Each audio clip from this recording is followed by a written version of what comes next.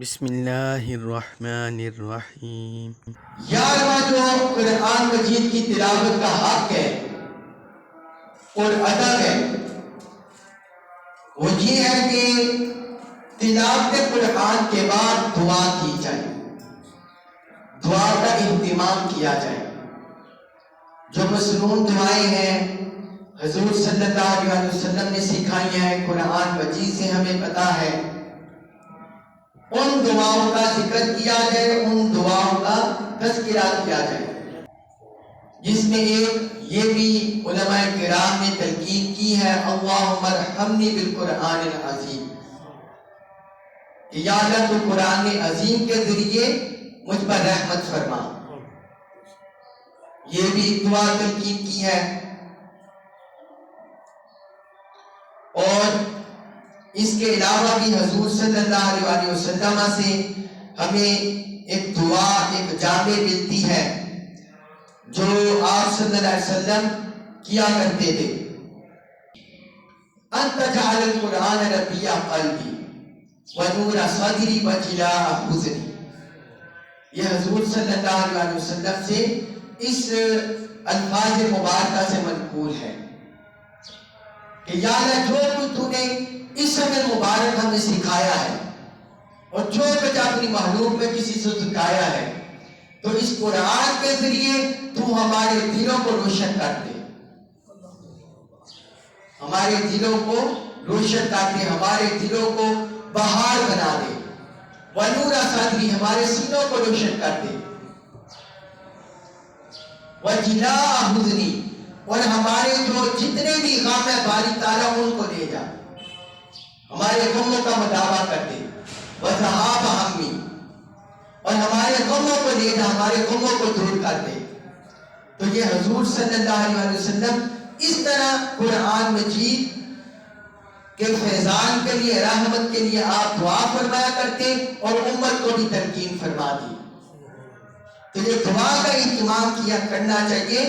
یہ قرآن مجید کا 11واں ہے، باقی اور بھی دعائیں کر سکتے ہیں، ربنا لا تزغ قلوبنا بعد اذ ہدیتنا وہب لنا من لدنک رحمۃ انک انت الوہاب، ربنا ظلمنا انفسنا وان لم تغفر لنا وترحمنا لنکونن من الخاسرین، ربنا آمنا فاغفر لنا وارحمنا وانت خیر الراحمین۔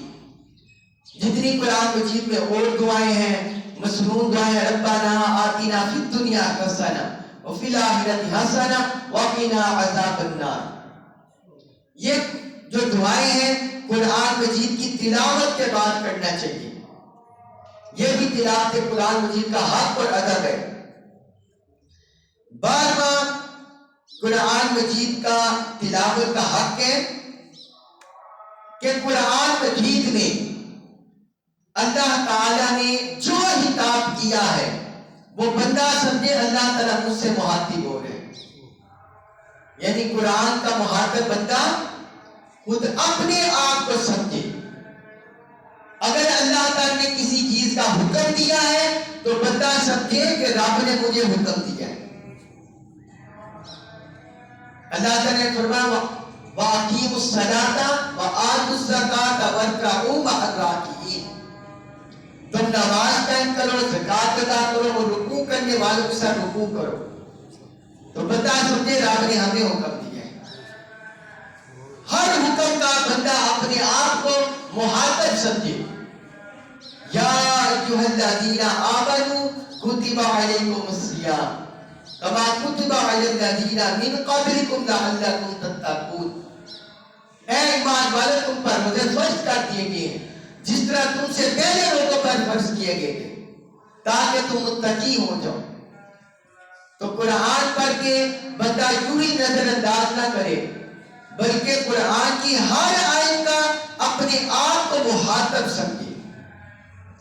انبیاء کرام کے واقعات پڑھے تو یہ نہ سمجھے یہ صرف ان کے واقعات گزر گئے۔ اللہ تعالیٰ کا مقصد کسی بھی واقعوں کو قرآن میں بیان کرنا کوئی نفسی حظ کے لیے نہیں ہوتا کہ اس سے کیف لے، اس سے سرور لے اور بات ختم ہو جائے، بلکہ یہ انسان کی ہدایت کے لیے، انسان کی رہنمائی کے لیے یہ واقعات ہیں۔ تو انبیاء کرام کے احوال پڑھے، اس سے اپنی ایمانی کیفیت کو مضبوط کرے، ایمان پر استقامت، ایمان پر یقین، ایمان پر مضبوطی، یہ کیفیت مضبوط کرے، ایمان میں استحکام پیدا کرے۔ اور جن قوموں پر عذاب آیا تھا، جب ان کے واقعات پڑھے تو ان سے نصیحت حاصل کرے۔ قوم نوح کا واقعہ، قوم عاد کا واقعہ، قوم سمود کا واقعہ، قوم مدین کا واقعہ، قوم فرعون کا واقعہ، تو ان واقعات کو پڑھ کر اللہ تعالی سے معافی مانگے، گریہ ازاری کرے اور باری تعالی سے پناہ طلب کرے ایسے فسوق و فجور سے اور نافرمانیوں سے۔ جن قوموں پر رحمت ہوئی ہے، برکت ہوئی ہے، ان قوموں پہ جب حالات پڑے، جب انبیاء کرام پر جو نعمتیں اتری ان کے احوال پڑے تو رب کا شکرانہ بجا رہا ہے، اللہ کا شکرانہ بجا رہا ہے، اس کی نعمتوں پر شکر ادا کرے۔ یہ ہے کہ ہر آیت کو قرآن کا مخاطب سمجھے، اور جہاں منع کیا گیا ہے کسی کام سے اس سے رک جائے، وہ سمجھے مجھے منع کیا گیا ہے۔ سود سے منع کیا گیا ہے، شراب سے منع کیا گیا ہے، جوے کی مذمت کی گئی ہے، جھوٹ کی مذمت کی گئی ہے، رشوت کی مذمت کی گئی ہے، تو بندہ سمجھے کہ مجھے رب نے حکم دیا، مجھے رب نے منع کیا ہے۔ قرآن کی ہر آیت کو اپنا مخاطب سمجھے۔ حضرت عثمان بن مظعون رضی اللہ عنہ، انہوں نے ایک آیت مبارکہ سنی، ان اللہ یأمر بالعدل والإحسان وإیتاء ذی القربى وینہی عن الفحشاء والمنکر والبغی یعظکم لعلکم تذکرون۔ بے شک اللہ تعالیٰ تمہیں حکم دیتا ہے عدل کا، احسان کا اور رشتہ داروں کو ادا کرنے کا، مال خرچ کرنے کا، مال ادا کرنے کا، وَيَنْهَا عَنِ الْفَحْشَاءِ وَالْمُنْكَرِ وَالْبَغْيِ، اور اللہ تعالیٰ تمہیں منع کرتا ہے برائی سے، بدکاری سے، برائی سے اور ظلم سے۔ یعظکم لعلکم تذکرون، وہ تمہیں نصیحت کرتے ہیں تاکہ تم نصیحت قبول کرو۔ حضرت عثمان بن مظعون رضی اللہ عنہ نے جب یہ آیت مبارکہ سنی، پہلے وہ مومن نہیں تھے، صحابی نہیں تھے حضور کے، جب انہوں نے یہ آیت مبارکہ سنی وہ کہتے ہیں اس آیت نے میرے دل کی کیفیت بدل دی، اس آیت نے میرے دل کی کیفیت بدل دی، اور یہ آیت مبارکہ سن کر وہ مومن ہو گئے، صحابی ہو گئے حضور کے۔ کہتے ہیں یہ آیت مبارکہ جب میں نے سنی ہے اس سے میرے دل میں ایمان مضبوط ہو گیا ہے، میرے دل میں ایمان مضبوط ہو گیا ہے۔ وَأَحَبَّتْ مُحَمَّدًا صلی اللہ علیہ وسلم، اس سے میرے دل کو ایمان مضبوط ہوا ہے، ایمان میرے دل میں اس نے جڑ پکڑی ہے، اور میرا دل محمد صلی اللہ علیہ وسلم کی محبت میں گرفتار ہو گیا۔ جب انہوں نے یہ آیت مبارکہ سنی تو بندہ جب تلاوت قرآن کرے تو قرآن کی ہر آیت، ہر لفظ، ہر حکم کو خود مخاطب سمجھے کہ قرآن مجھ سے خطاب کر رہا ہے، قرآن مجھ سے مخاطب ہے۔ اس کے بعد ہے قرآن مجید کا 13واں حق اور ادب، تلاوت قرآن کا، کلام الہی کے سامنے خود کو عاجز اور انکسار، منکسر اور عاجز پائے۔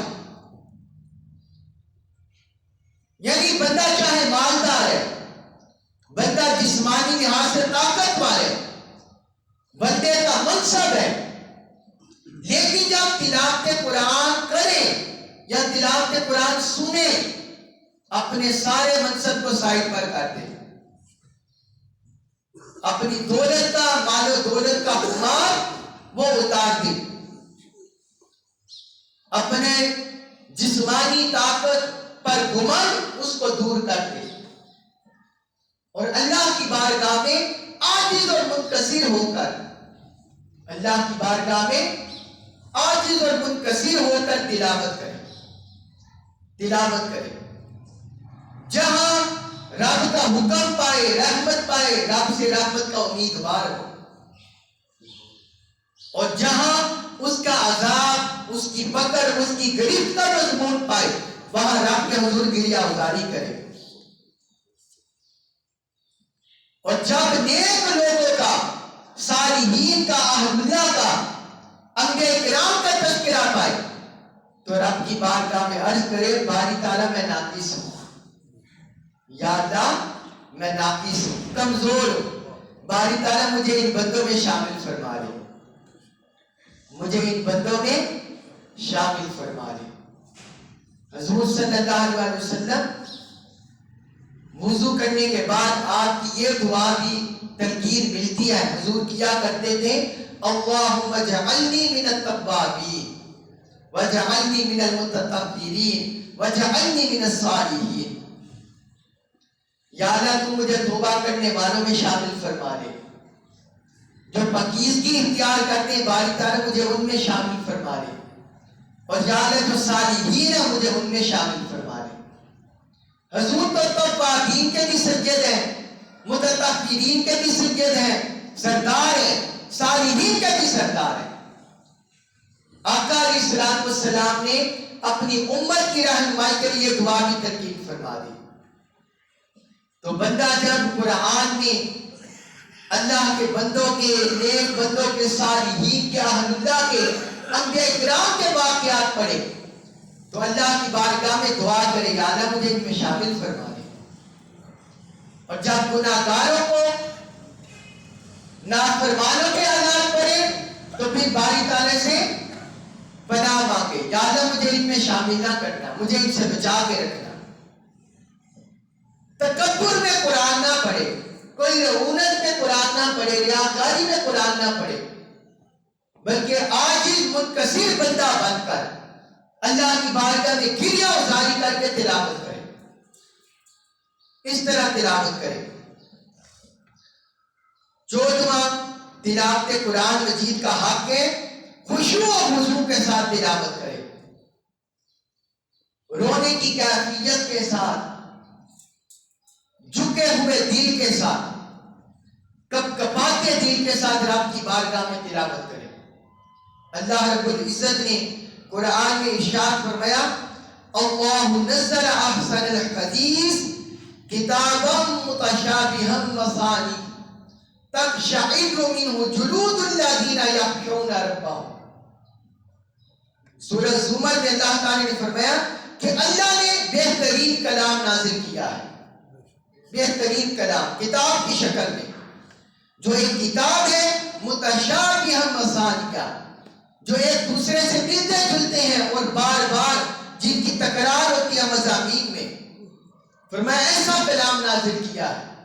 آگے فرمایا تقشعر منہ جلود الذین یخشون ربہم، کہ جو لوگ اپنے رب سے ڈرتے ہیں ان کی جلدیں، ان کے جسم رب کے خوف سے کانپتے ہیں، تر تر کانپتے ہیں رب کے خوف، رب کے خوف سے ان کے جسموں کے رونگٹے کھڑے ہو جاتی ہیں۔ ثم تلین جلودہم وقلوبہم الی ذکر اللہ، پھر ان کی جلدیں اور دل اللہ کے ذکر میں نرم ہو جاتے ہیں۔ تو بندہ ایسے تلاوت قرآن کرے رب کی بارگاہ میں، خوف و خشیت سے، گریہ ازاری سے، خشیت قلبی سے۔ حضرت عبداللہ بن عمر رضی اللہ عنہما، انہوں نے وہ ایک مرتبہ تلاوت کر رہے تھے، أَلَمْ يَعْنِ لِلَّذِينَ آمَنُوا أَن تَخْشَعَ قُلُوبُهُمْ لِذِكْرِ اللَّهِ، فرمایا کیا ابھی ایمان والوں کے لیے ایسا وقت نہیں آیا کہ ان کے دل جو ہیں اللہ کی یاد میں تھر تھر کانپ اٹھے؟ وہ بار بار یہ تلاوت کر رہے تھے اور ساتھ روتے جاتے تھے، تلاوت کرتے جاتے تھے اور روتے جاتے تھے، اس طرح وہ روتے ہوئے تلاوت کرتے تھے۔ گریا اوزاری میں تلاوت کرتے تھے. اس طرح گریا اوزاری میں تلاوت کرتے تھے. ایک بار انہوں نے حضرت عمیر رضی اللہ عنہ سے ایک آیت مبارکہ اسی طرح خوف و خشیت الہی کی تلاوت کرتے ہوئے سنی تو اس قدر زار و کتار سے روئے، گریا اوزاری کی. ان کی داڑھی مبارک بھی وہ تر ہو گئی آنسوؤں سے، اور ان کا چہرہ مبارک بھی تر ہو گیا، بھیگ گئے آنسوؤں سے. ان کا چہرہ مبارک بھی اور داڑھی بھی وہ آنسوؤں سے بھیگ گئے. اس طرح حضرت عبداللہ بن عمر رضی اللہ عنہ نے تلاوت کی، اور یہی حال تھا باقی صحابہ کرام کا بھی یہی حال تھا. حضرت تمیم داری رضی اللہ عنہ نے انہوں نے بھی اسی طرح ایک خوف و خشیت الہی سے بھرپور اللہ کی بارگاہ میں حاضری کی، خوف کی، خشیت کی آیت مبارکہ تلاوت سنی، وہ بھی زار و کتار رو دیے. ساری رات ان کی گریا اوزاری میں گزر جاتی تھی. اللہ کی بارگاہ میں روتے تھے، گریا کرتے تھے، خشیت کرتے تھے. جس بندے کا دل مغرور ہو، متکبر ہو، وہ اللہ کی بارگاہ میں رونے سے محروم ہوتا ہے. اور جس کو اللہ تعالی نے رقت قلبی عطا کی ہو، نرمی دل عطا کیا ہو، اپنے ساتھ تعلق، اپنے کلام کی معرفت، سوچ عطا کیا ہو، وہ جب یہ کلام سنتا ہے تو اس کے دل پر اثر کرتا ہے. بعض لمحات ایسے ہوتے ہیں جب رب کی بارگاہ کا کلام سنتا ہے تو وہ بندہ پھر روتا ہے، گریا اوزاری کرتا ہے. تو یہ ادب ہے قرآن کا، خشیت و خشوع و خضوع کے ساتھ تلاوت کرنا. 15واں ادب ہے قرآن مجید کا اور اس کا حق ہے تلاوت قرآن کی محافظت کرنا. تلاوت قرآن کی محافظت کرنا، دن اور رات کو پڑھنا یا دن یا رات کو پڑھنا، یعنی ناگہاں نہ بندہ کرے. حضور صلی اللہ علیہ وسلم نے فرمایا جس بندے کو قرآن حاصل ہو اور وہ دن اور رات کو پڑھتا ہے قرآن اسے یاد رہتا ہے، اور جو بندہ قرآن پڑھنا چھوڑ دیتا ہے وہ قرآن بھی اسے بھول جاتا ہے، قرآن بھی اسے بھول جاتا ہے. تو قرآن کی تلاوت، قرآن کی محافظت، اس کی یاد دہانی، اس کی پابندی، اس کے ساتھ تعلق اسی صورت میں برقرار رہ سکتا ہے جب بندہ روٹین سے تلاوت قرآن کرتا رہے، قرآن کے ساتھ تعلق قائم رکھے اور قرآن کو پڑھتا رہے. 16واں قرآن مجید کی تلاوت کا حق ہے، یہ سننے والوں کے بارے میں بھی ہے کہ جب قرآن پڑھا جائے خاموشی سے سنیں. جب قرآن پڑھا جائے تو خاموشی سے سنیں، غور سے سنیں کہ ہمارا رب ہمیں کیا فرما رہے. اللہ رب العزت نے فرمایا قرآن میں فَإِذَا قُرِئَ الْقُرْآنُ فَاسْتَمِعُوا لَهُ وَأَنصِتُوا لَعَلَّكُمْ تُرْحَمُونَ. فرمایا جب قرآن پڑھا جائے فَاسْتَمِعُوا لَهُ تو اس کو غور سے سنو، وَأَنصِتُوا اور خاموش ہو جاؤ، لَعَلَّكُمْ تُرْحَمُونَ تاکہ تم پر رحم کیا جائے. خاموشی سے قرآن سننا، غور سے سننا. ہمارے بعض علماء، بعض مکتب فکر کے علماء بہت غلط کرتے ہیں، جو اوپر والے سپیکر یا اونچی آواز میں جب لوگوں کے چلنے پھرنے کا وقت ہوتا ہے، کام کاج کا وقت ہوتا ہے تو وہ سپیکر کھول دیتے ہیں. اس سے احتیاط کرنی چاہیے. ہر بندے کا حق ہے، ہر بندے کا حق ہے، حقوق اور فرائض ہے، حقوق اور فرائض ہیں. ہر بندے کے حقوق اور فرائض کا خیال رکھنا چاہیے. آپ کے دیکھیں، آپ سارے مجھے بیٹھ کر سنتے ہیں، دیکھ رہے ہیں، میں یہاں تلاوت قرآن جن کی کوئی بھی آیت پڑھوں گا تو آپ غور سے سنیں گے یا نہیں؟ لیکن جب ہم اوپر سپیکر کھول دیں گے تو کوئی غسل کر رہا ہوگا، کوئی وضو کر رہا ہوگا، کوئی واش روم میں ہوگا، کوئی کہیں ہوگا، کیا وہ سن سکے گا؟ تو پھر کیا ہوا؟ اس کا مطلب ہے جو قرآن مجید کی بے ادبی ہوگی وہ ہم کروا رہے ہوں گے، ہم کروا رہے ہوں گے۔ اس لیے ہر مکتب فکر کا عالم کو، مبلغ کو، لوگوں کو اس کا خیال رکھنا چاہیے۔ حضور صلی اللہ علیہ وسلم جو قرآن میں آیت مبارکہ اتری ہے، وَلَا تَجْهَرْ بِصَلَاتِكَ وَلَا تُخَافِتْ بِهَا وَابْتَغِ بَيْنَ ذَلِكَ سَبِيلًا، کہ نہ اونچی آواز میں پڑھے نہ پست آواز کرے، بلکہ درمیانی راہ اختیار کرے۔ یہ اللہ تعالیٰ، یہ حضور صلی اللہ علیہ وسلم نے حضرت ابوبکر صدیق اور حضرت عمر فاروق، ان کی جب تلاوت قرآن کی کیفیت سنی تھی تو انہیں ارشاد فرمایا تھا، تو اللہ تبارک و تعالیٰ نے اسی کی تائید میں قرآن اتار دیا، قرآن اتار دیا کہ درمیانی آواز میں، کہ کسی اور مسلمان کا، اور بھائی کا وہ حق یا اسے گناہ نہ ملے، اس کا حق ضبط نہ ہو۔ اور 17 قرآن کا حق اور ادب ہے، اس میں حق میں قرآن کے اوقات محفوظ رکھے تو بندہ بہت سارا فائدہ برکت حاصل کر لیتا ہے۔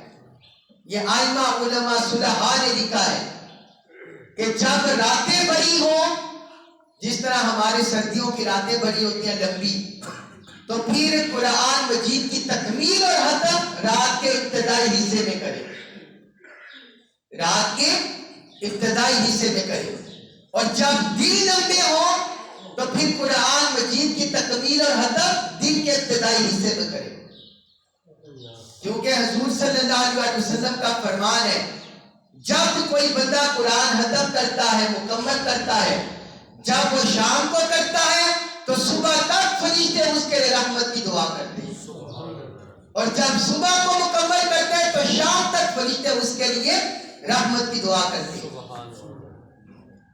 تو اس بارے میں بھی ٹائم کو محفوظ رکھیں، یہ بھی اس کا ایک ادب ہے، احترام ہے، اور قرآن کا فیض حاصل کرنے کا ایک ذریعہ ہے، رحمت حاصل کرنے کا ایک ذریعہ ہے۔ اور 18واں ادب ہے عظمت قرآن کا استحضار۔ قرآن جیت کا ادب بندہ محفوظ رکھے، قرآن جیت کی عظمت، قرآن مجید کا مقام، قرآن مجید کی رفعت، قرآن مجید کی بلندی، عظمت، بزرگی، اس کو عام کلام نہ سمجھے۔ جس طرح وہ دیکھ رہے ہم دو دوست باتیں کر رہے ہوں تو تیسرا دوست گزرے، ہم اس کو بھی مخاطب ہو جاتے ہیں، اس سے بھی بات کرنے لگ، چوتھے سے بھی کرنے لگ جاتے ہیں، 5ویں سے بھی نہیں۔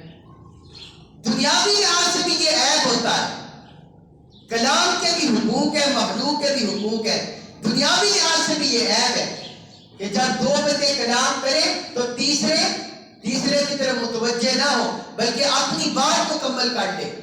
یہ حضور صلی اللہ علیہ وسلم کی سنت مبارکہ بھی ہے۔ اور پھر جب قرآن پڑھ رہے ہو تو پھر ہمیں ادھر ادھر دھیان نہیں کرنا چاہیے، یکسوئی سے عظمت قرآن کو ملحوظ رکھ کر قرآن پڑھنا چاہیے، کیونکہ یہ تو کلام ایسا ہے، رب نے فرمایا کہ اگر ہم اسے مثالی شکل میں کسی پہاڑ پر اتار دیتے تو اس کی ہیبت جلال سے پہاڑ ریزہ ریزہ ہو جاتا۔ اتنا عظمت والا قرآن ہے یہ کلام۔ تو کلام پاک کی عظمت کو ملحوظ رکھے بندہ کہ میں کس ذات کا کلام پڑھ رہا ہوں، تلاوت کر رہا ہوں۔ اور 19واں ادب ہے کہ جس ذات نے یہ کلام اتارا ہے، متکلم اللہ تعالی، اس کی عظمت بندے کے سامنے ہو، اس کی عظمت کو بھی ملحوظ رکھے کہ میں کس رب کا کلام پڑھ رہا ہوں، اپنے مالک کا، اپنے خالق کا کلام پڑھ رہا ہوں، اس کی عظمت ملحوظ رکھے۔ حضرت اکرمہ، حضرت عبداللہ بن عباس رضی اللہ عنہ کے شاگرد تھے، جب وہ تلاوت قرآن پڑھنے لگتے ان کا رنگ فاق ہو جاتا، لوگ ان سے پوچھتے آپ کو کیا ہوا ہے، وہ کہتے ہیں یہ میرے رب کا کلام ہے، یہ میرے رب کا کلام ہے۔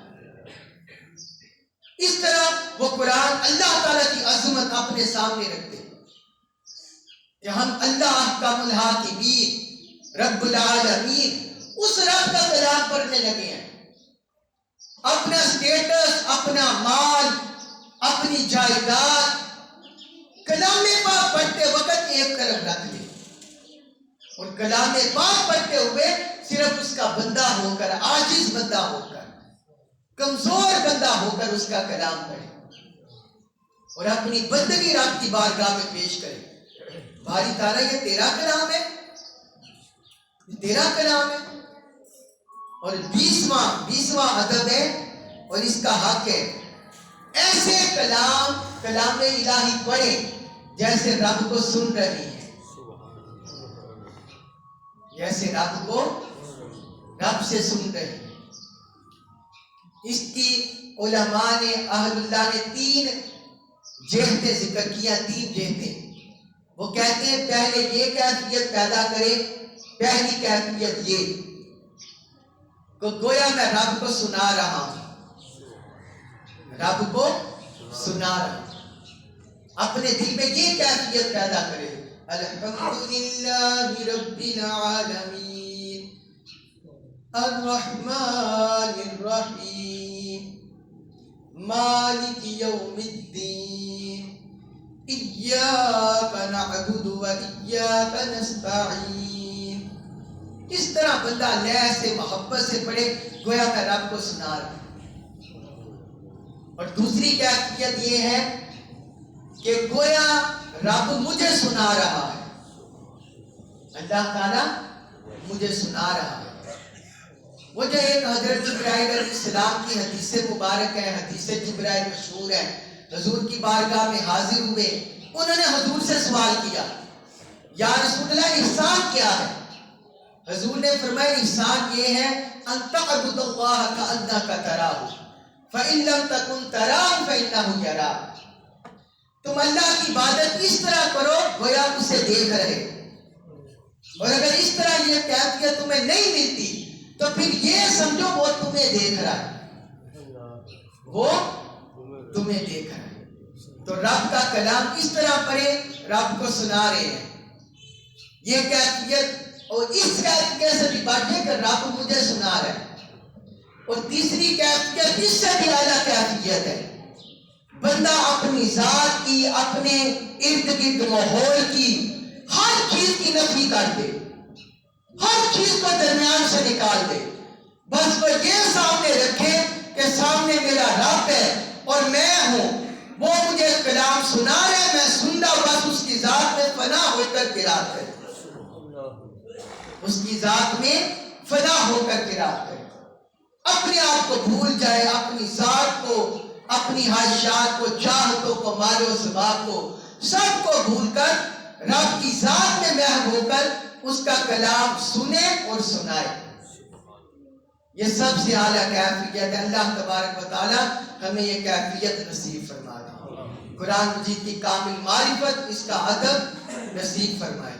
وما علیہ الا البلاغ۔